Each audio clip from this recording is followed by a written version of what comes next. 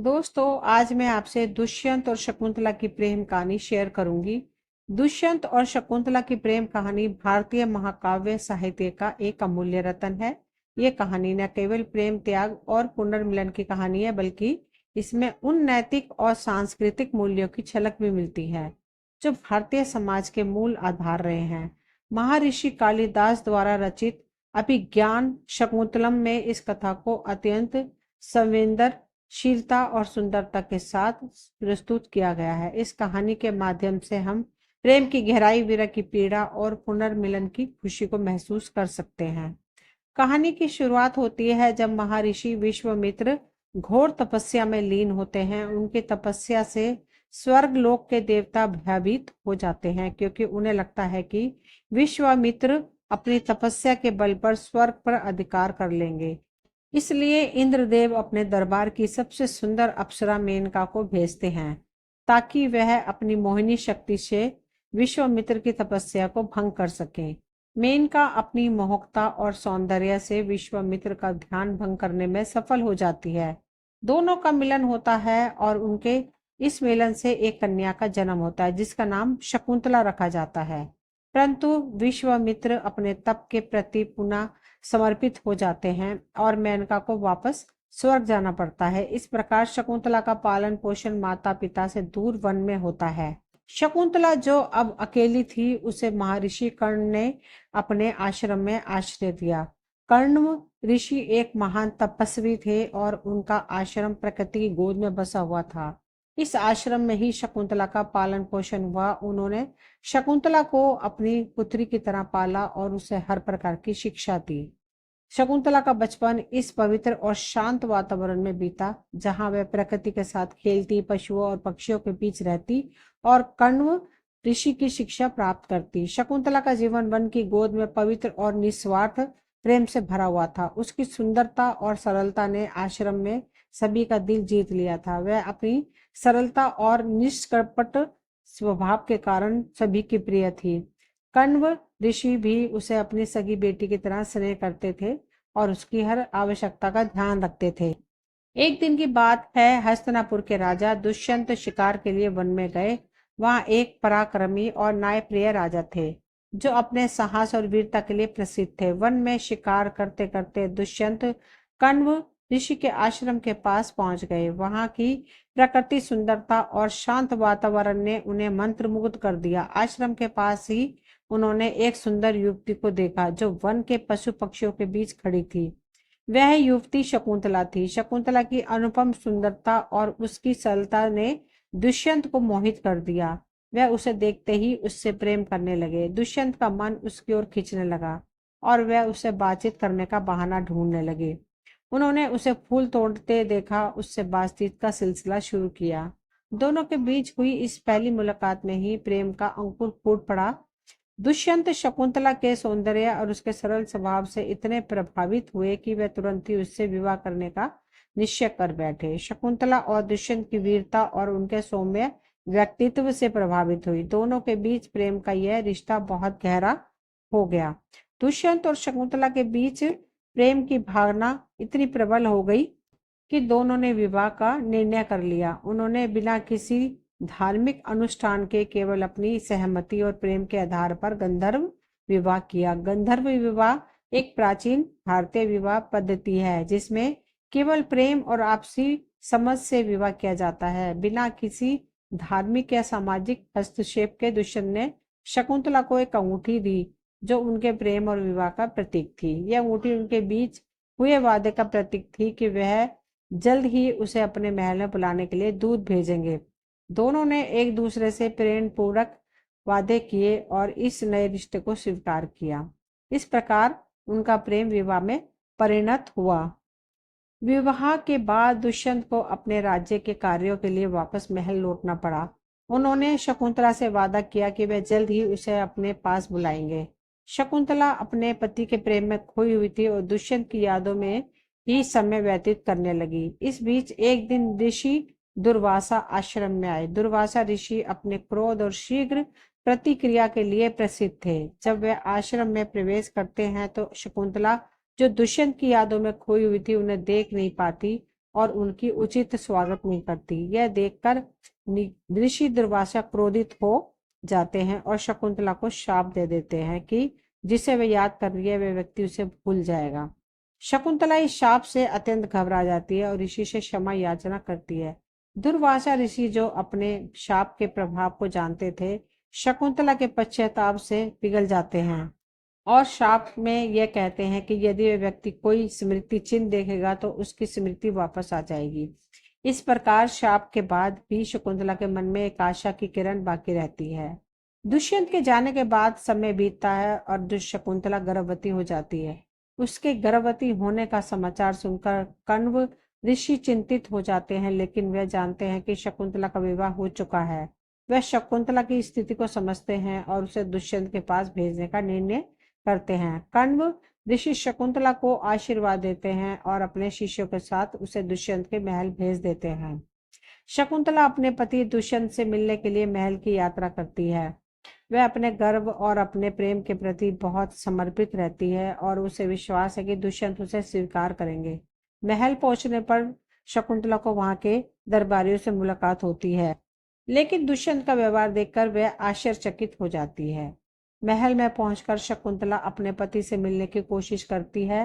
वह दुष्यंत को उनके प्रेम और विवाह की याद दिलाने की कोशिश करती है, लेकिन शाप के प्रभाव के कारण दुष्यंत उसे पहचान नहीं पाते। वह उसकी बातों पर विश्वास नहीं करते और यह मानने से भी इनकार कर देते कि उन्होंने शकुंतला से विवाह किया था। शकुंतला को यह एहसास होता है कि दुष्यंत ने उसे पूरी तरह से भुला दिया है। वह अपने आप को बहुत अकेला और अपमानित महसूस करती है। जब वह दुष्यंत को अपने विवाह का परिणाम देने के लिए अपनी अंगूठी दिखाने की कोशिश करती है, तब उसे याद आता है कि वह अंगूठी तो रास्ते में नदी में गिर गई थी। बिना किसी प्रमाण के दुष्यंत शकुंतला को महल से बाहर कर देते हैं। महल से अपमानित होकर शकुंतला वापस वन में लौट जाती है। वह गर्भवती थी और इस स्थिति में उसने वन में अकेले जीवन व्यतीत करना शुरू किया। उसकी जीवन यात्रा कठिनाइयों से भरी हुई थी, लेकिन वह अपने गर्व और अपने पति के प्रेम के प्रति समर्पित थी। इसी वन में उसने एक पुत्र को जन्म दिया जिसका नाम भरत रखा गया। भरत का पालन पोषण शकुंतला ने वन में ही किया। वह बचपन से ही अद्वितीय प्रतिभा और साहस का धनी था। उसकी वीरता और साहसिकता के किस्से दूर दूर तक थे। भरत का पालन पोषण वन में शकुंतला ने बड़ी कठिनाई और प्रेम से किया। वन का वातावरण उसे बेहद प्रिय था और बचपन से ही उसमें अद्वितीय साहस और वीरता के गुण विकसित होने लगे थे। वह शेरों और अन्य जंगली जानवरों के साथ खेलता, उन्हें बिना किसी भय में के काबू कर लेता था। भरत की इस अद्वितीय वीरता और साहस के कारण वन के सभी जीव जंतु भी उससे प्रेम करते थे और उसकी आज्ञा का पालन करते थे। भरत का व्यक्तित्व ऐसा था कि वह वन के सभी जीवों के साथ समानता और न्याय के साथ व्यवहार करता था। वह अपने नाम की सार्थकता को सिद्ध कर रहा था और उसकी वीरता की ख्याति दूर दूर तक फैल गई थी। शकुंतला ने भरत को न केवल शारीरिक रूप से मजबूत बनाया, बल्कि उसमें नैतिक और आध्यात्मिक मूल्यों की भी शिक्षा दी।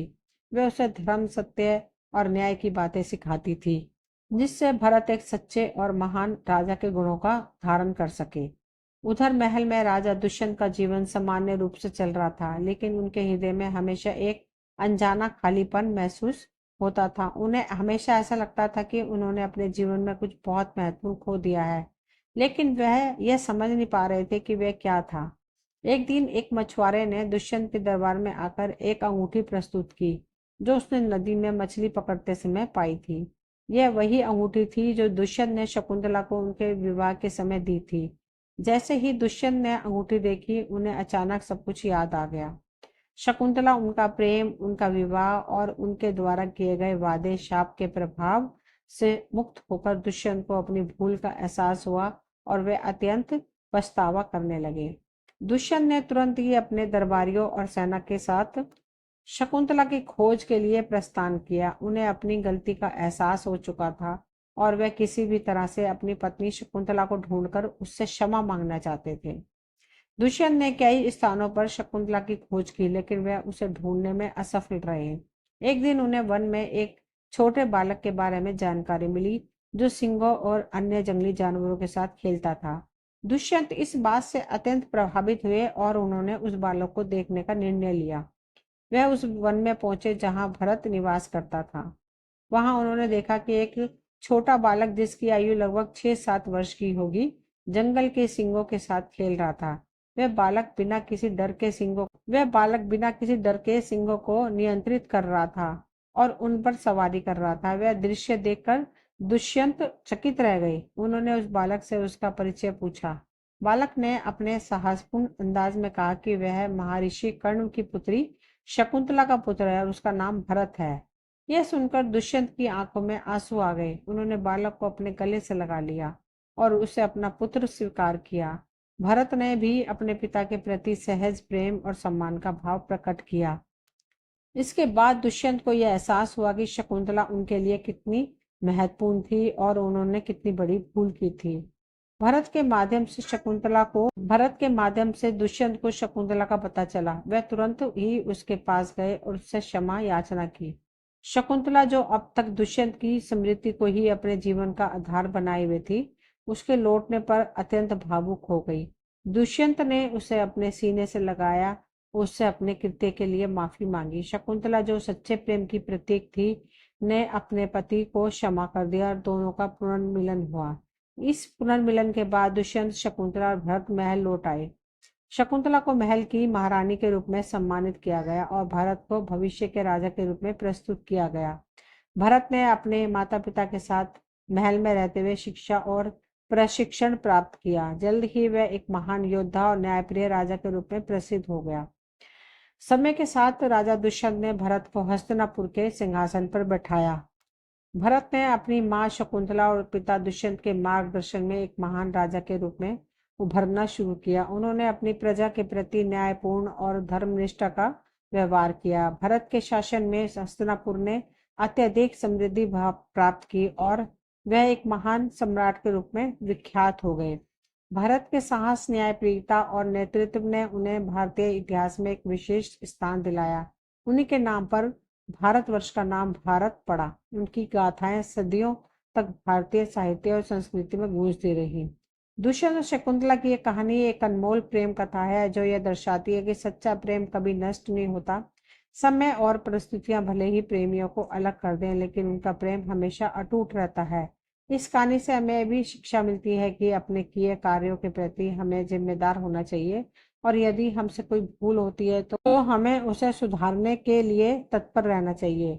शकुंतला और दुष्यंत के प्रेम की यह अमर गाथा हमें जीवन के विभिन्न पहलुओं की गहराई को समझाने और अपने संबंधों को सच्चाई और प्रेम के साथ निभाने की प्रेरणा देती है। यह कथा न केवल भारतीय साहित्य का एक महत्वपूर्ण अंग है, बल्कि यह भारतीय सांस्कृतिक धरोहर का भी प्रतीक है। दोस्तों, ये कहानी यहीं तक थी। मुझे उम्मीद है आप सभी को ये कहानी पसंद आई होगी। अगर कहानी पसंद आई हो तो प्लीज़ चैनल को सब्सक्राइब करें, वीडियो को लाइक शेयर करें। मिलती हूँ अगली कहानी में, तब तक के लिए थैंक यू।